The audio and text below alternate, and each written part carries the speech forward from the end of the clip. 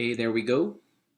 So this SuncatByte is going to be a SuncatByte on the programming portion of Program 1, which is our patio paver program. So if you see, I have the Visual Studio screen open right now. First thing I want to do is create another source file and call it driver.cpp because our spec tells us, oh, I just opened another wrong program. Our spec tells us that, does it tell us to call it driver.cpp? I guess in this case it doesn't, but usually it's going to tell us to call it driver.cpp, so we'll just call it driver.cpp. And we don't want to open FileZilla. Okay, so we're going to do that. And it adds it. So first things first is we need to put the comment that is required, which is our name, email address, and the file name, driver.cpp. The file name is driver.cpp. It is not your program name. Your program should be your last name P1. So for me, it would be Nuanis P1. For you, it's whatever your last name is P1. In the comment, make sure to put driver.cpp.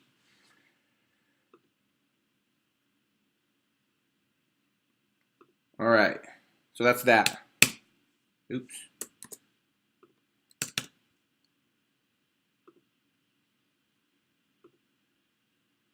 Next are includes.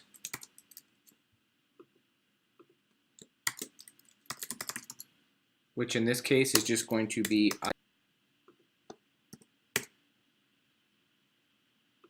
IOStream.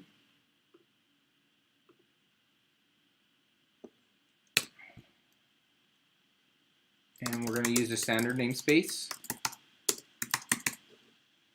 This is all standard things that we're going to see, right? Inside of a program. And we're going to have int main.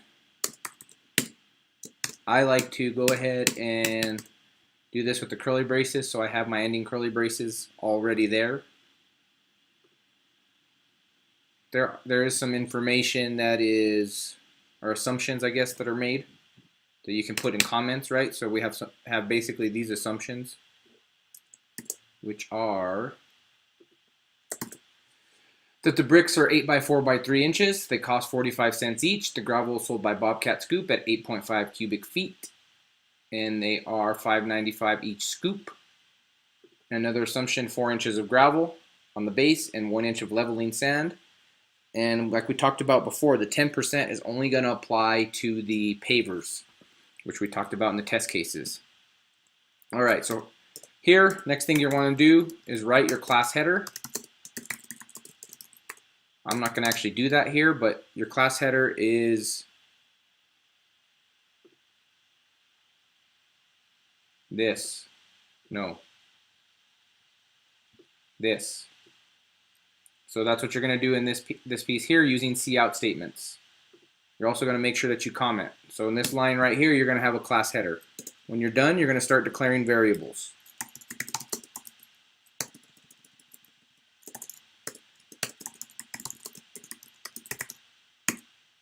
Okay, so we're going to have a width, that's an int, and we're going to have a length. So if you're going to declare multiple variables, you can do it this way on one line. And we're going to ask the user for input. So we're going to say cout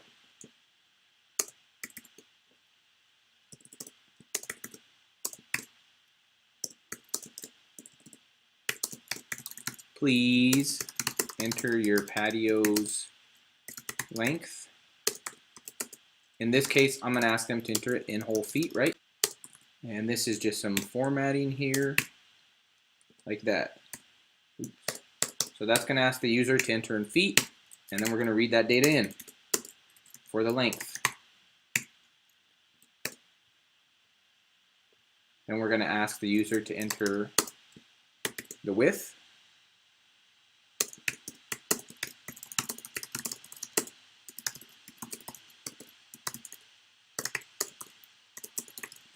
In whole feet.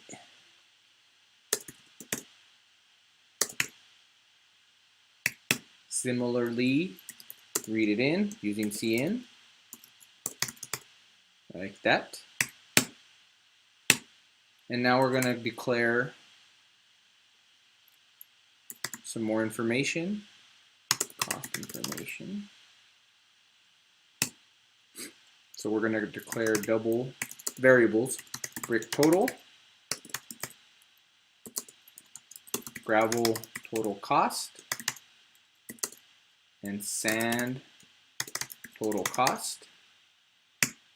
So notice these variables here, these are what we call camel case, where it starts with the lowercase for the first word and then goes up to uppercase for every word after that. So that's a good convention for naming variables. If you notice, it looks like a camel if it's a hump, right? There's gravel, that T would be a hump, cost would be a hump. Okay, next thing we're going to do is we have some constants. Double const brick cost equals 0.45. I'll put the 0 in front, 0.45. And double const sand cost equals 3.97. And double const gravel cost equals 5.95. That's our constants. So now calculate patio area in square inches. And we know that there are 144 square inches in a square foot, which is basically 12 times 12, right? So get our patio area, int patio area in square inches, the length that the user has entered times the width that they've entered times that 144, and that gives us the patio square inches. So now we know that a brick is 4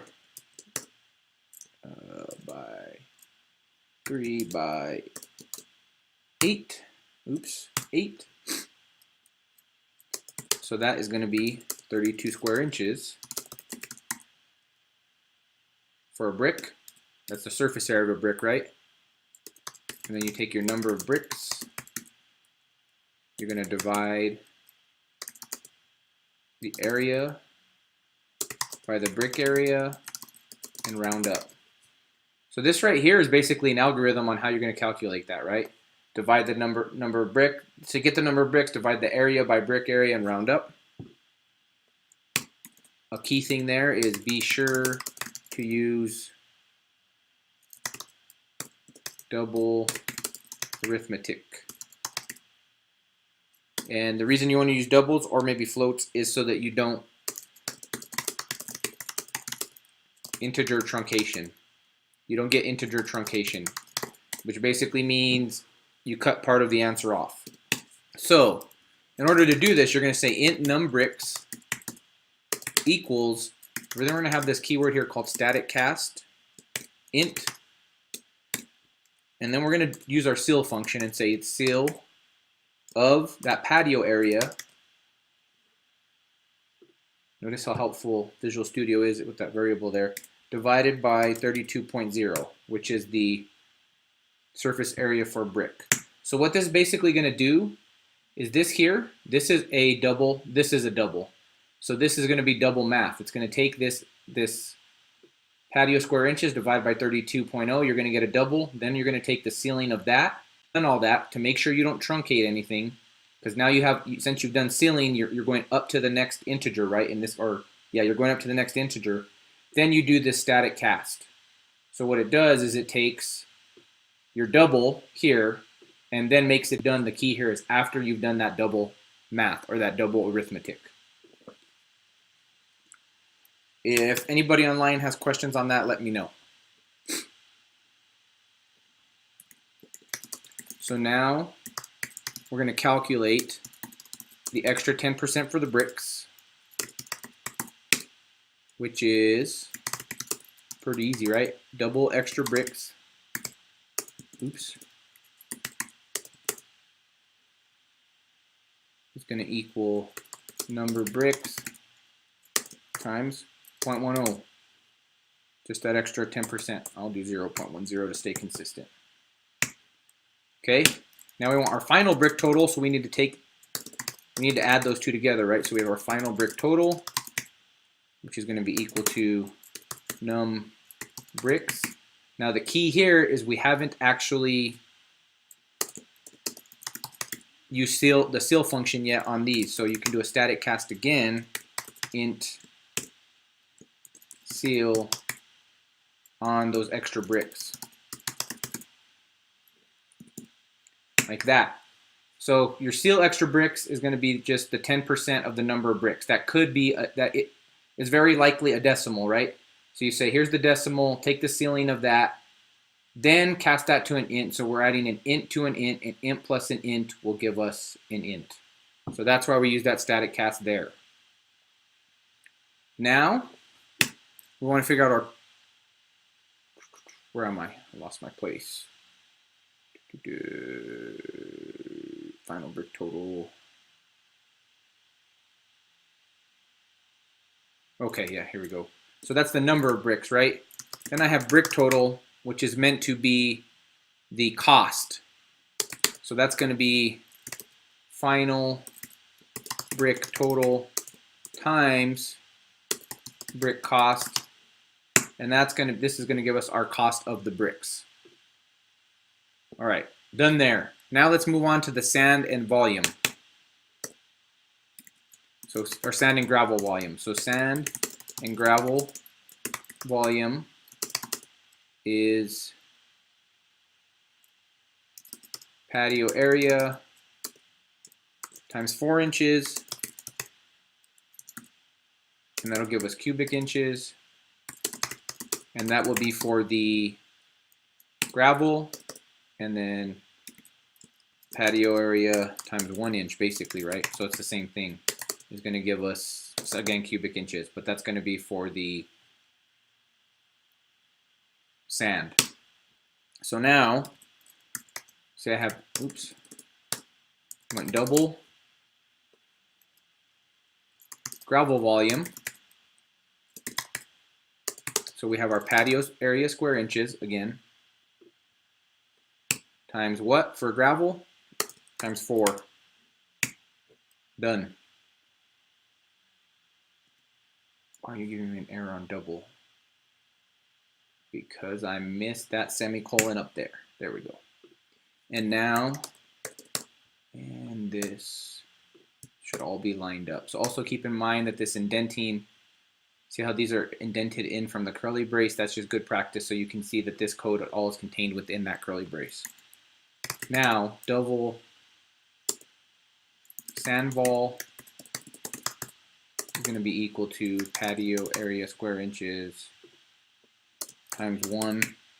The reason that we still do this calculation, even though it's the same times 1, is maybe the parameters of this program change and we decide that there's going to be 2 inches for the sand volume. If that's the case, we can come in and just change this right here in the future. So it'll give you some flexibility. So now that we have that, we want to get that to cubic feet. So a cubic foot is 12 by 12 by 12, which equals 1728 cubic inches. Now int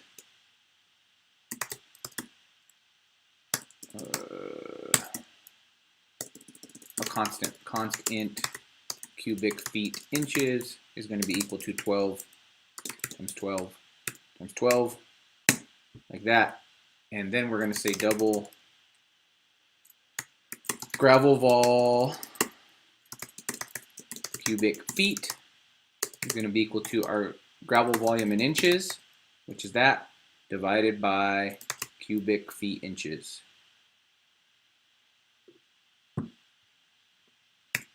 Done there. Same thing for sand vol cubic feet, which is going to be equal to sand vol divided by cubic feet inches. Done there. So now that we have those volumes, we want to calculate how many scoops of gravel are needed. So in order to do that, we're going to say num scoops gravel is going to be equal to the ceiling of our gravel volume, gravel vol cubic feet divided by 8.5, like that. And now we want the cost. Gravel total cost is going to be the number of scoops times the gravel cost, which we set as a constant above. Individual cost, right? So that's that. What do we have to calculate next?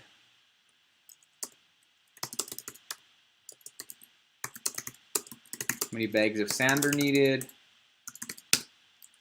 Int num bag sand.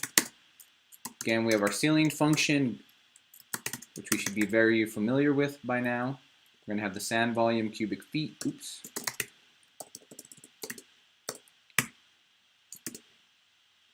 Sand vol cubic feet. Yes. Divided by, divided by 0.4, which was given to us in the spec, right? So here in the spec, each bag contains 0.4 cubic feet of sand. And cost, sand total cost equals num bags sand times the cost, sand cost.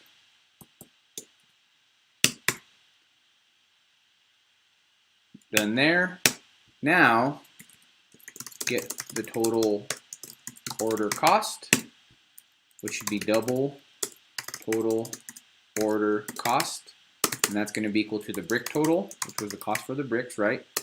Plus the sand total cost, plus the gravel total cost. So that should give us that number.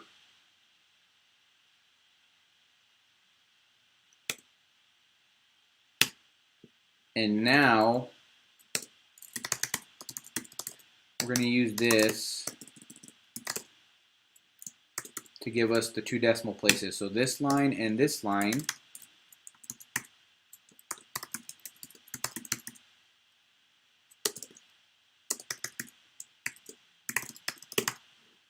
are going to tell us to use two decimal places.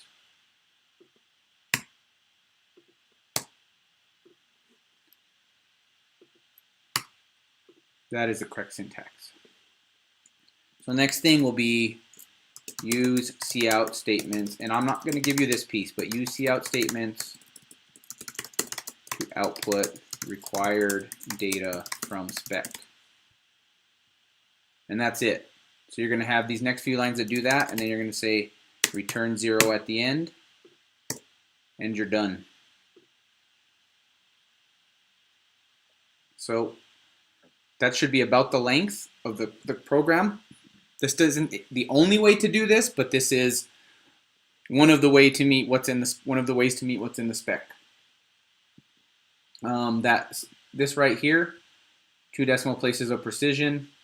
That's what these two lines do here. So set precision.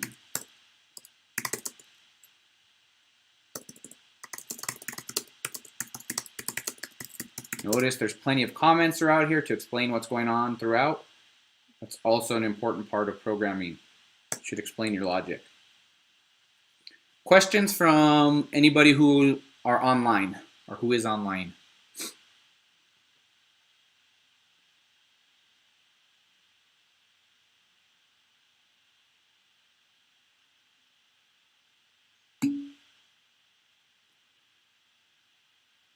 So the question was, as long as the program does what is needed, we have some flexibility in how the program is written, correct?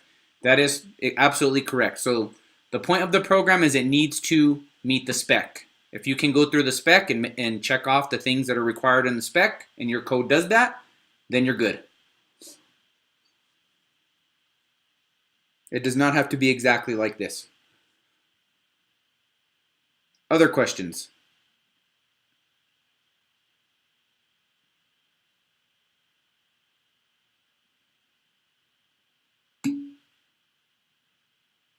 All right, I am going to stop the recording then.